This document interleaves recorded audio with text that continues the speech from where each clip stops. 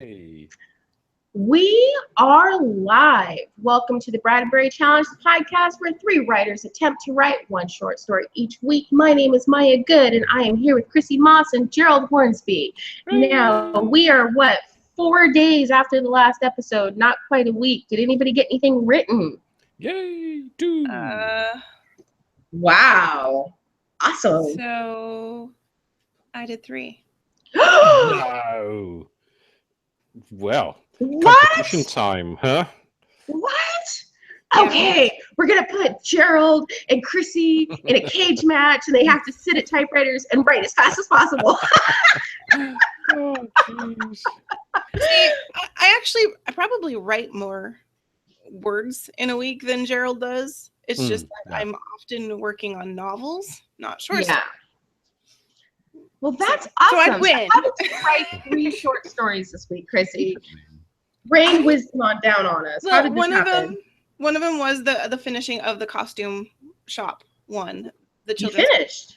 Yeah, and so I'm gonna give it to my daughter to. I've already asked her if she could maybe do some artwork for it so that we can put it up as a children's book together, more like a chapter book.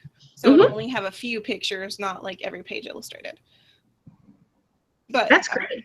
But yeah, I really want to do that as a children's book, and I'm like, do I want to get a different name for that, or do I just want to use my name? Because nothing else I write is like sexual or anything, but it's not the same age group, like totally not. Yeah. Yeah, but those kids grow up.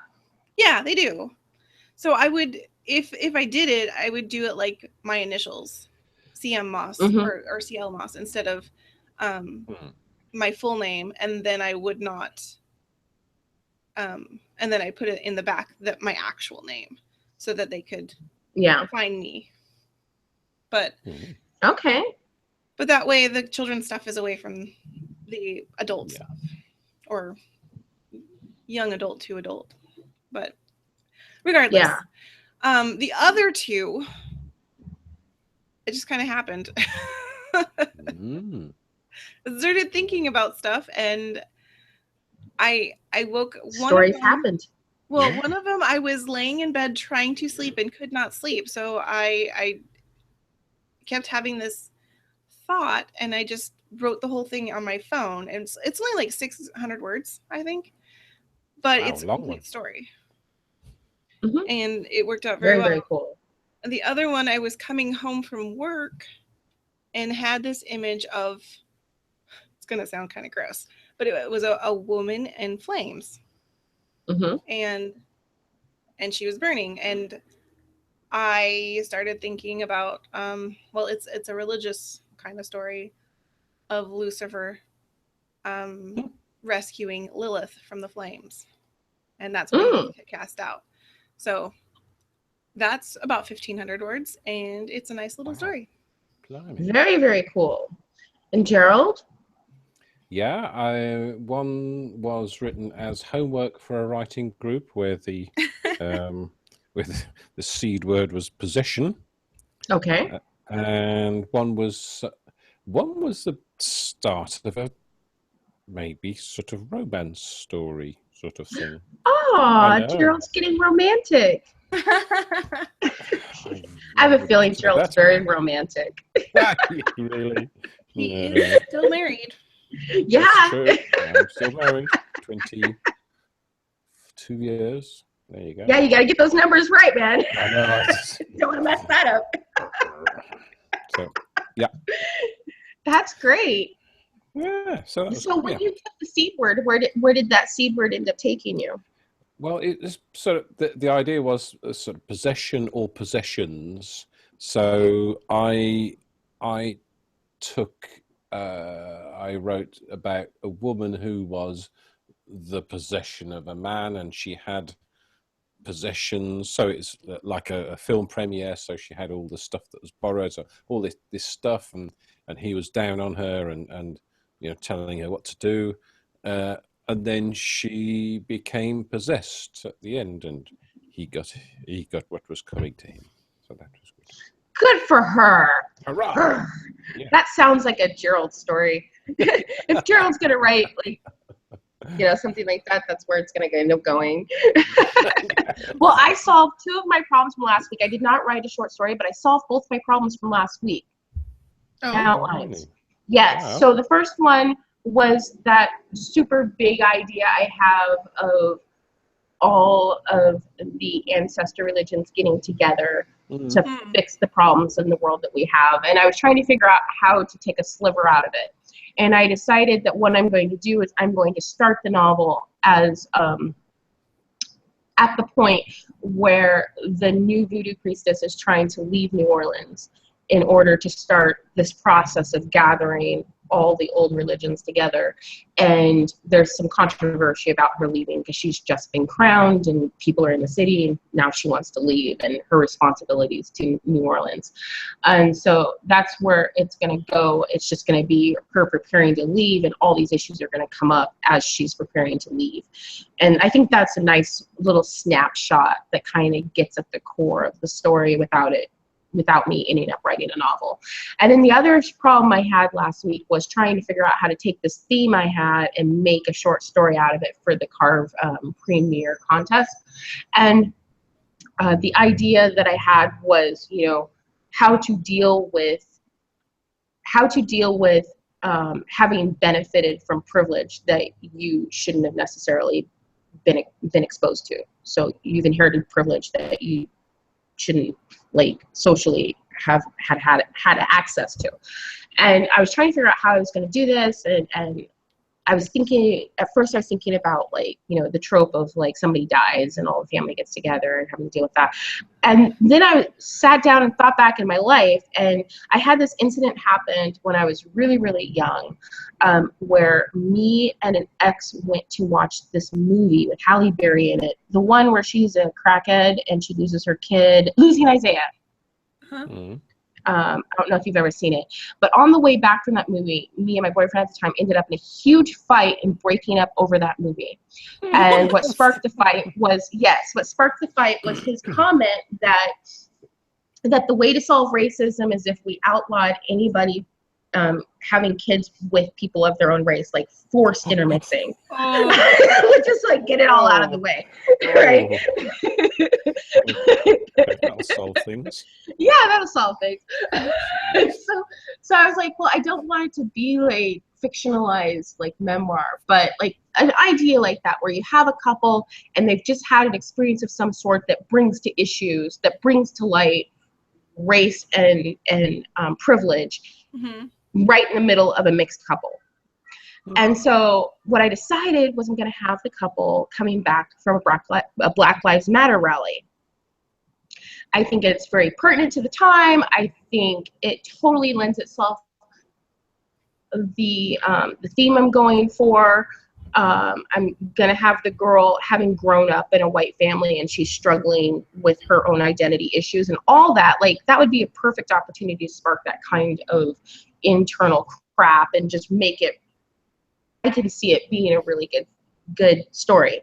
And I think it is right up Carve's alley. See, I'm totally like pandering. I'm pandering here, Gerald. And I'm doing it openly. I want a story in Carve. I don't care what I have to do to get it. I'm going to pander. So Why not? So that's what I'm doing. I'm so relieved now that I have a location and I have 2 characters and it goes with my theme, and now I can write the dang story. So that's what's happening this week. I'm going to get into Carve one way or another. I don't care how many stories I have to write that pander. Yeah.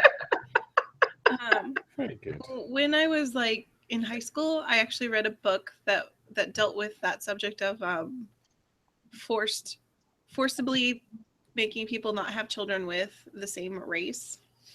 Like, they were forced to have a child outside of their own race. And yeah, just to get rid of the whole idea of race. Yeah, well, no, it wasn't just that. It was also population control. Oh, okay. Because population had grown too large, and in order to stop that, the best thing they could do was make you have only interracial couples. So, Yeah, it was that thought experiment. But the idea was that if everybody was the same, they all had the same color skin, they all had the same color hair, they all had the same color eyes, then you don't have those differences to spark new and creative ideas. Yeah. And so you need both. Well, me and him had this fight. I was like 18, 19 at the time, and I was already going through all kinds of crap, and he just ticked me off on the wrong night. I'm guessing there were other problems in the relationship. Yeah, but that was the big one. That was the big one. I couldn't be with somebody that would think that way, and so I was just like done. It was right after that movie, and that movie had ripped me apart, man. That movie had gotten to me, and so yeah, a little bit of insight into 18-year-old me. Just a little bit. Just a little bit. So, Gerald, what are you going to submit to carve? Do you like how I said that, Chrissy? Yeah, it's just I haven't decided yet. You said, not having looked at it. No. You have a nice back catalog of stuff. I know. I have some quite strong stuff. So I will. Yeah, I'm sort of struggling for time at the moment, but I will. Yes, that's an excuse. It's not. Yep, it is an excuse. We're used to them. Me and Chrissy are very good at spotting them. You know, I'm choosing to spend my time in other ways. So. The reason why I want you to submit is because you love carve, and your style of writing is very carve, and it seems like a good fit. You know, you don't have to pander; it comes natural. Natural pandering. Yeah, thank you. You said that before, and I see that, and I can understand that. And it's, yes, my style of writing is quite carve-ish. So I will find one of them by next week, by next podcast. I promise. Okay. I'll do it by whatever. So by next podcast, you will know what story you're going to be sending to carve. Yes. I will have my rough draft of my Black Lives Matter story, which I'm going to need a different title than that because that's not what it is, but that's all I can think of right now. That would not be a wise choice. I mean, I think you'd be given some latitude, but I think that naming but that's not the point of the story. The point of the story is not right, exactly, lives or anything else. The point of the story is that there's huge racial upheaval and how it affects this couple. And so, yeah, but yes, I need a rough draft. Now I've got my idea, I've got my theme, I've got the symbols even that I want to use in the story. Now I just need to put the words on the screen. That's the easy bit, surely. Yeah, I'm probably going to write it by hand, though. Ooh, really? Mm-hmm. She can write it by hand, and then she can write it again when she puts it in the computer. Yeah, I find that certain types of stories I write better by hand. So I think this is going to be a by hand one. Mm-hmm. So Chrissy, what do you have for next week? I don't know yet. I'm going to a wedding next week. Aw, you get to get all dressed up and look all pretty. I do. But and I actually get to get on a plane for the first time in my life. Are you nervous? Sadly, I am more nervous about the TSA and all the stories I've heard about them than I am about the actual plane. Yeah, I'm scared to death of TSA. Yeah. What's TSA? What's TSA? The people that pat you down and Homeland Security and transportation. Take your shoes off and stuff. I've heard it's not so bad here in Seattle anymore. That they don't like make you take off your shoes and stuff. So my friends have made me feel a little bit better. So it depends on which airport you fly out of and how strict or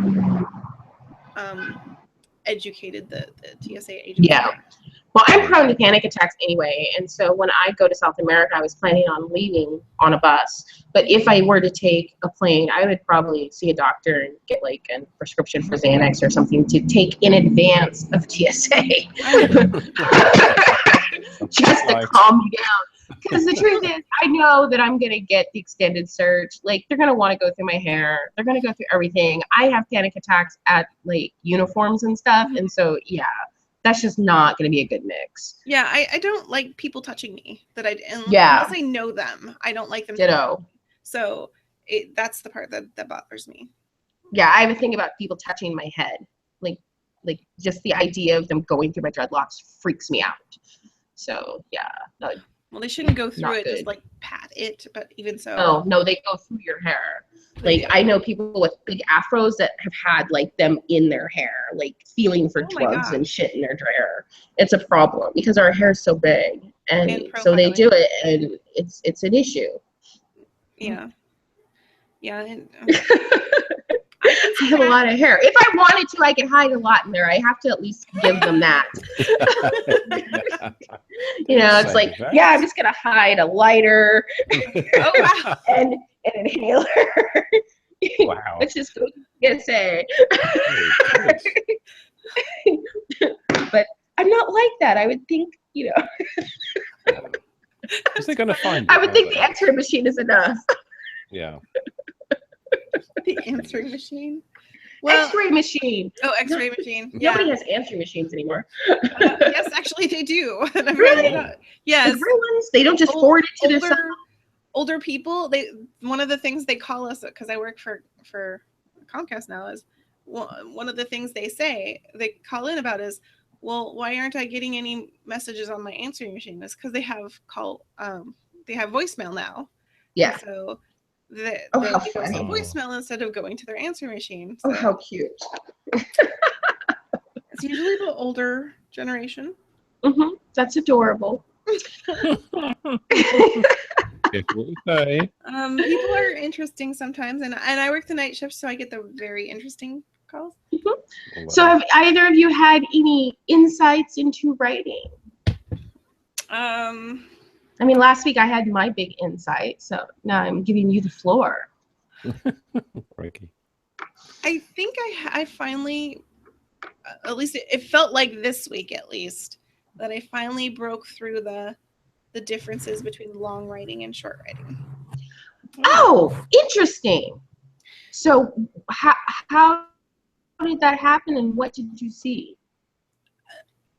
Well, because my stories tend to run long. Even my normal short stories are like 5,000 words, so they take a little time to get out. But the one I wrote was like 500 words. Mm. And wow, 542 exactly. That's significant. And I wrote it from a writing prompt that I found on Reddit one night. It was quite interesting. So I don't know. I just it is a scene instead of being a entire backstory and everything. It is one self-contained little scene. You don't see much of anything of what happened before or what's going to happen later. You just see two people having a conversation.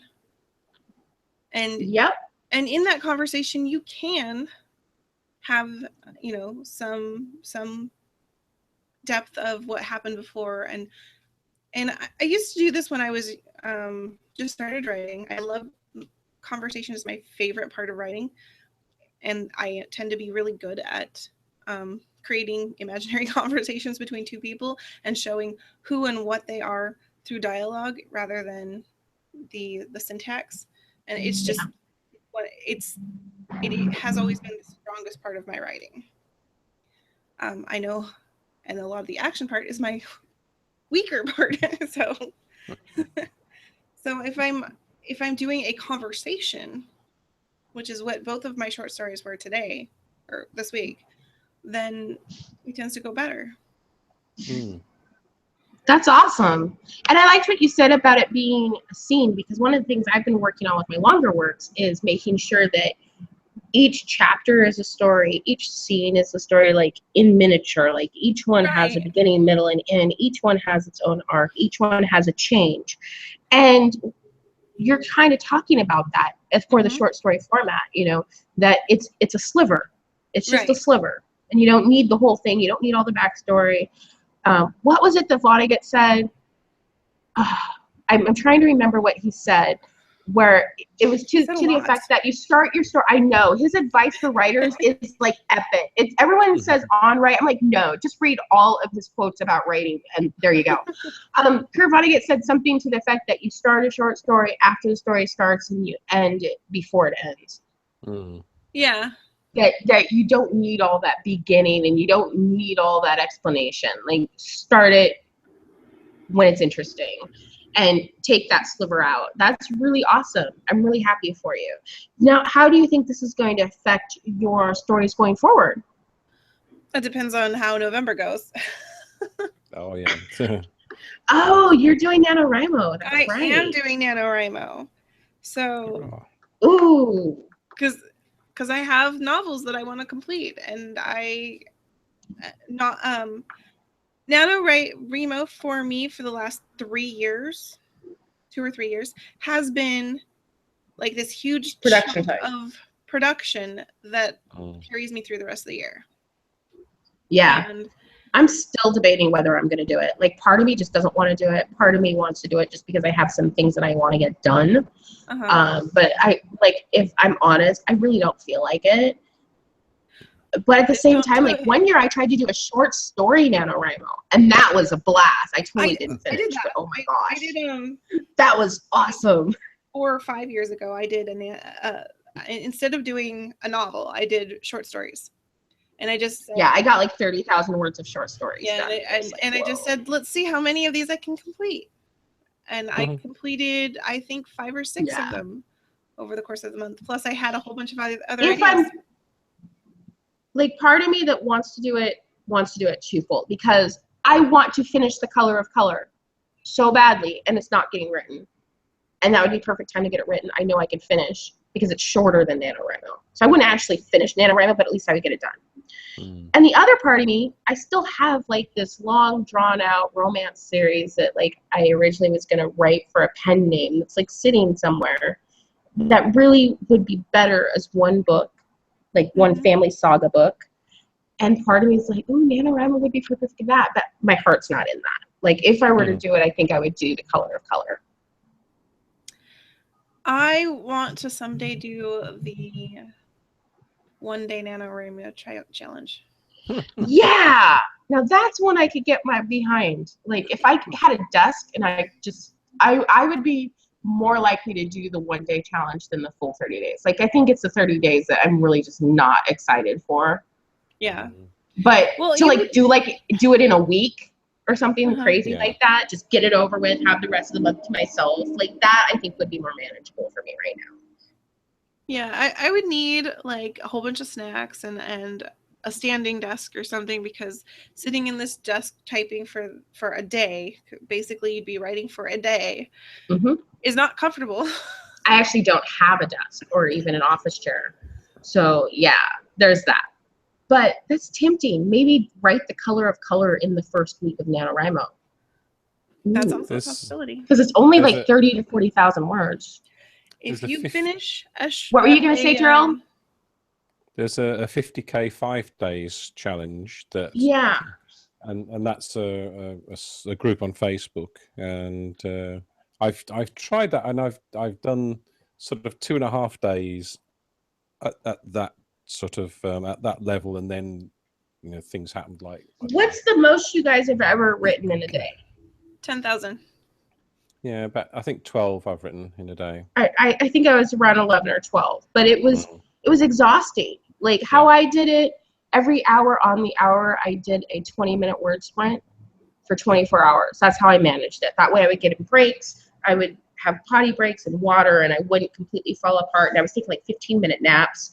It was, oh my gosh, it was horrible. Yeah, the 10,000 I did was because I was short on my NaNoWriMo, and in order to catch up, I had to do 10,000 words in one day. Yeah. I think one year someone pointed out there's an app that tells you how many words per hour you write, and so that's all it does. It's nothing more than that. But I used that, and I found that if I have the scene planned properly in my head with notes, I can write 2,000 words an hour. So 10,000 a day should be It's just 5 hours. Pretty straightforward. But yeah, Now you guys kind of make me think. Now you guys have me thinking that maybe doing just the first week of NaNoWriMo and just knocking out the color of color would be a nice challenge. Yeah. And it would get the freaking thing done. It's outlined. It's ready to go. I have the short story version of it. I just need to sit down and like knock it out and then send it to an editor. I mean, because I know I can write fast. See, if I'm actually able to sit there and write, because most of my writing is in short bursts. I'll write for 15 minutes and get out 500 words. And it's just that I can't stay focused on one project for too long. And so I'll do the 500 words and then I'll have to walk away and then come back and do another 500 words. And that's how I get through my writing most of the time. Last year, during NaNoWriMo last year, I actually was able to sit down and do 2,000 at a time, and it was getting better and easier. Yeah. But when I got the new job and I took that little short break, I lost a whole bunch of progress and I had to redo it. So I'm starting to get back now. Like this week has been a really good writing week. Yeah. And it felt more like the stories were coming, the ideas were coming, and I was more obviously if you wrote 3 stories, like yeah. But I felt like I was writing instead of struggling. Yeah. Which that's such a good feeling. It is. I love those feelings. Such a good feeling. You guys almost have me talked into doing NaNoWriMo. You might have to work on me a little bit more. But I'm getting there. So did either of you want to read anything from this week? Since both of you wrote so darn much. Yeah, I've got something I could read. The last part of one thing. I'm trying to see if is this going to be offensive or not. For writers. It's all made up stuff. It's from the first story, with a possession story. Excuse me. Doug said later when they returned to their apartment, "You could be a little more appreciative of me in public. You left me to handle those interviews on my own. I've told you about that before." He looked at her kicking off the Christian Louboutins. "Now be careful with those. They need to go back tomorrow. And all the sparklers. I don't want to be stiffed with the cost of that lot." Catherine turned her head, looking to one side. She had to keep her emotions in check. She knew she was being mistreated, abused, bullied, but she couldn't. "Hey!" He grabbed her hand, twisting her around, his face a few centimeters from hers. "I'm talking to you. The least I expect is for you to pay attention to me. Understand?" She had a fraction of a second before her inner self took hold, and she tried to pull herself free, and then it was too late. As she transformed, it was delicious to see the expression on his face. His mouth opened and stayed opened. The guttural hiss she let out sprayed his face with spittle. She laid her fingers on his cheeks, even as the talons grew, painful but delightful, and she pushed the scalpel-sharp points into his flesh, watching the blood beginning to trickle, then seep. She flexed the new powerful muscles in her shoulders and pulled his face apart, blood vessels bursting, skin peeling and flesh tearing. Her mum was right. It was time to move on.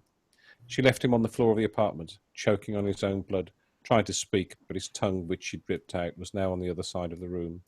She was no one's possession. Yeah. Wait a second. That's awesome! That's awesome! Yes! A strong reaction. Okay, A, he was such an ass, and B, I thought that, like, as you're reading, I was like, such an ass. And then, like, the minute she started trying to say, I was like, yes, yes, yes. So, what was she? I don't know what she was. She was just someone who was possessed and I don't know. But she's not a possession. She might be possessed. Exactly. Maybe she's a werewolf. I was thinking werewolf. Or she could be like The Exorcist. Have you guys watched Grimm? No, I haven't yet. Don't spoil it. Well, there's a lot of different creatures in Grimm, so Yeah, I know all the. I used to collect fairy tales, and I love Grimm, and I've Pretty much been that's what Grimm waiting is. for it, but it hasn't been on Netflix yet. I check for it like every few months. It's yeah, it's on demand. You have to have on demand to get it. Yeah. And even then it doesn't have all of it. So anyway. So I will read mine. You? Mm-hmm. So I'm gonna the word prompt that blah, blah, blah, blah. Speaking not my strong suit today. So the word prompt that was given on Reddit is while walking, you notice everyone recoiling from a young woman. You speak to her to find out why. Through her surprise, she explains she is death, and everyone else sees her a person based on how they feel about the concept of death. You've never seen a more beautiful or inviting person. So that was a word prompt. And so this is... That's an amazing word prompt, by the way. Yeah, I know. It really was. Can we use it for this week? Like, that's awesome. Yeah, I love it, and I would totally recommend it. So I was just in bed reading Reddit like I do, and saw that, and I was like, I have to write this. Mm-hmm. So, what's a young girl like you doing standing in a place like this, he asked. A bit cliche, perhaps, but fitting for the moment. I'm waiting, she said. Waiting? Waiting for what? For the end. Always the end. Why are you here? Because I saw a young, beautiful girl in a sea of people and was curious. It can't be the first time you've seen a beautiful girl. No, not the first, but certainly the first time so many have avoided her as everyone else seems to be doing to you. It made me curious. They almost seem offended by your presence. I can't say that I've ever seen anyone so offended by a beautiful woman before. Not unusual, she said. I'm used to it. It's more unusual to find someone like you that sees me as beautiful and goes out of their way to talk to me. And why is that? Because I'm death, she said. He began to laugh, thinking she was making a joke, but she did not have the spark of laughter hiding in her eyes. It was just a blunt truth to her. Was she mad? I don't believe you, he said finally. Death is a skeleton in a black cape with a scythe. How stereotypical, she said, but I suppose. She waved her hand, and the beautiful woman faded away to nothing but bones. Her clothing turned jet black, seeming to suck up the light from all around her, and the pencil she'd been holding extended into a long pole with a scythe at the end. Her eyes sunk in with nothing but glowing sparks peering out from some dark depth. Well then, he said thoughtfully, I suppose you were telling the truth. The image faded away and the young girl stood before him, beautiful blue eyes and shining brown locks. Okay, you're death, he said, but I never would have noticed if you hadn't shown me. Why is everyone else avoiding you? Because everyone sees me according to how they see death. Most people are constantly avoiding death, trying to be safe and protected in their shell. They avoid me without even really knowing why they do so. The young have no concept of age or death, so they don't even see me. Then there are those who fear me, and they see me as a horrible figure, a threat. They are actively disgusted by what they see. Ah, he said, I suppose that does explain things. After so many years on this planet, watching my family age, my friends die, and life grind on around me, I've started to think of death as a pleasant friend waiting for my arrival, rather than a threat. She nodded, smiling at the old man before her. It isn't quite your time yet, she said, but soon. I'll be waiting for you in my home on the river Styx, and we'll have tea. A sweet smile crossed her face. But not too soon, she said. He smiled and patted her on the shoulder. He could feel the bones through her shirt, but he wasn't afraid. It was not too late for fear, or it was far too late for fear. I'll see you soon, my friend, he said, then turned and walked away. Aw, that's so sweet. Yeah. I like it.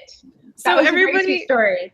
Everyone else on the subreddit, a lot of their stories were about somebody who was suicidal. Mm-hmm. And I hadn't read any of those when I wrote mine. Because my first was somebody who was waiting. You know, they'd lived their life. Yeah. Death was no longer a scary part. Yeah, just a natural part of the existence. Mm-hmm. Mm-hmm. Yeah. I would think if you were suicidal, death wouldn't necessarily be a pretty girl. It might be a seductive girl, or like grotesquely attractive. Like, I don't know. like the siren. Like I wouldn't think it would be pretty would be the accurate term if you were suicidal and you saw death.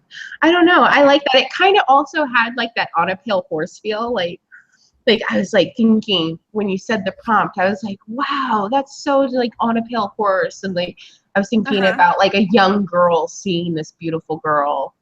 And like, yeah, so interesting. Loved it. Okay, well, I want to thank you both for being here this week. And I want to thank all of our listeners. If you want to learn more about all of our shows, go to literaryroadhouse.com. There was something else I was going to say, and I thought about it this morning, and now I can't remember what it was. I'm sure it will come. I was like, oh, yeah, I've got to make sure to say that in the outro.